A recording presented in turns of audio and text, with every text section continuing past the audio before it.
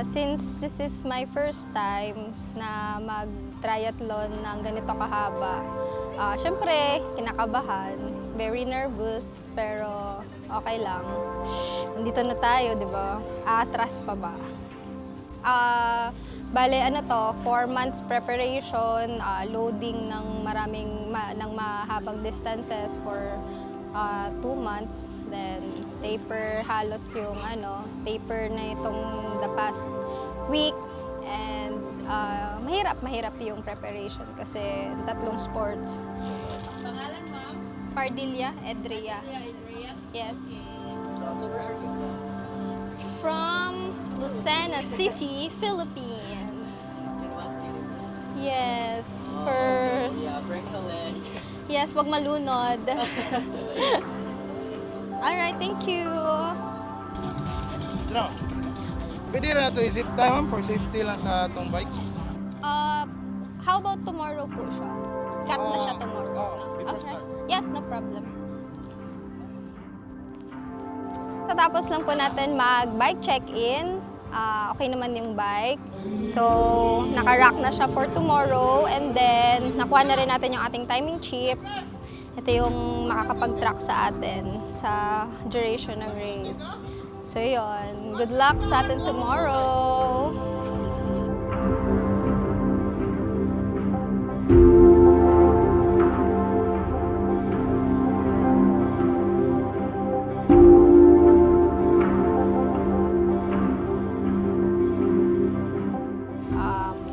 Medyo challenging sa akin yung swim.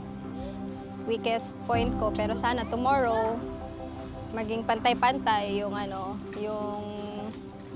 yung exert ng effort para matapos natin on time.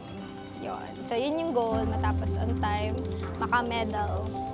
Yes. And para masagot ko yung 1 bucket. Ano ba yung 1 bucket? Yung 1 bucket, pag nakainom kayo na ng 1 bucket bukas, ibig sabihin na nakuha natin yung medal. Yun.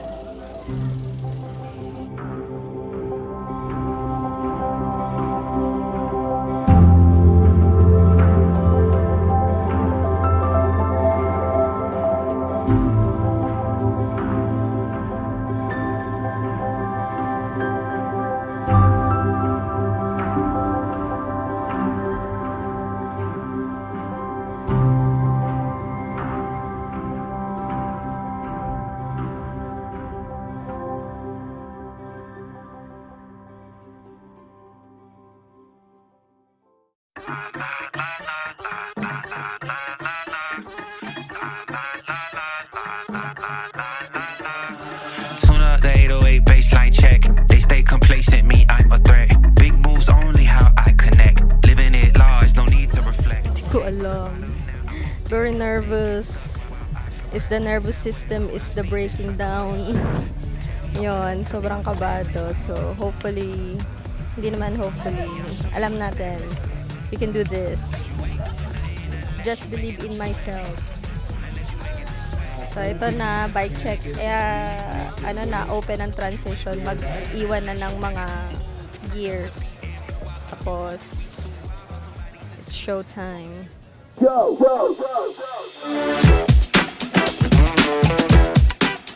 Months ng preparation.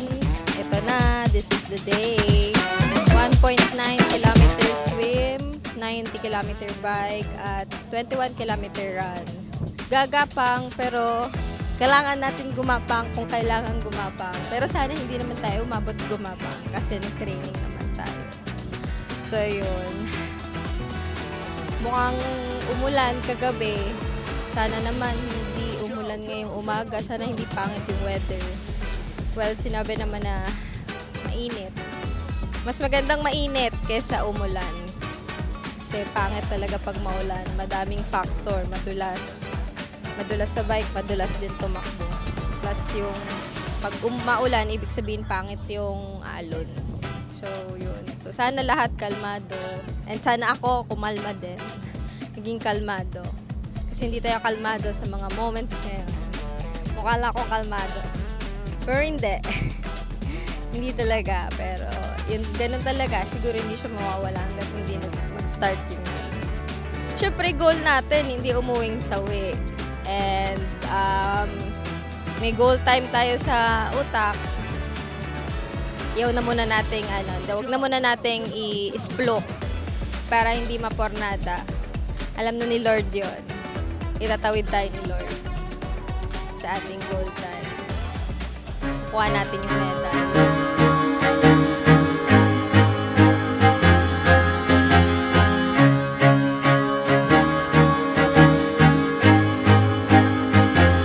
I used to rule the world.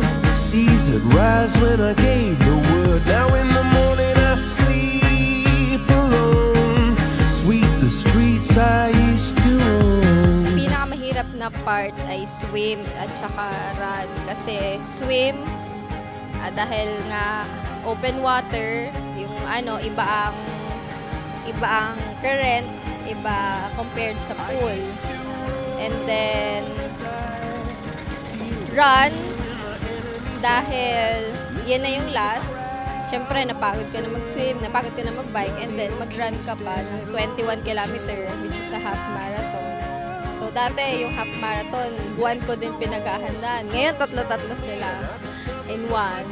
So, yun. Let's do this. I hear Jerusalem bells are ringing, Roman cavalry choirs are singing. Be my mirror, my sword and shield, my missionaries in a foreign field.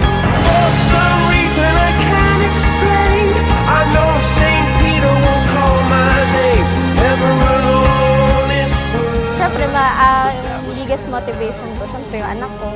Nakita niya akong nag-cross ng finish line, tapos makita ko sila nung aking husband. So yun yung motivation ko talaga, yung makita yung faces nila sa finish line.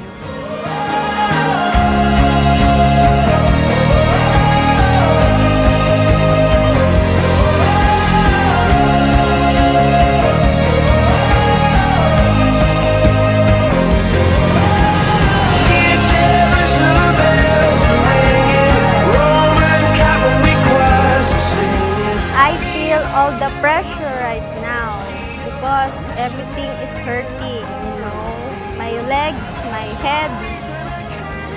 But the important thing is nakuha natin ang minimithing medals at saka itong malamig na towel. Shout out dun sa mga coaches ko, kay Coach Gab at saka kay Coach Dean.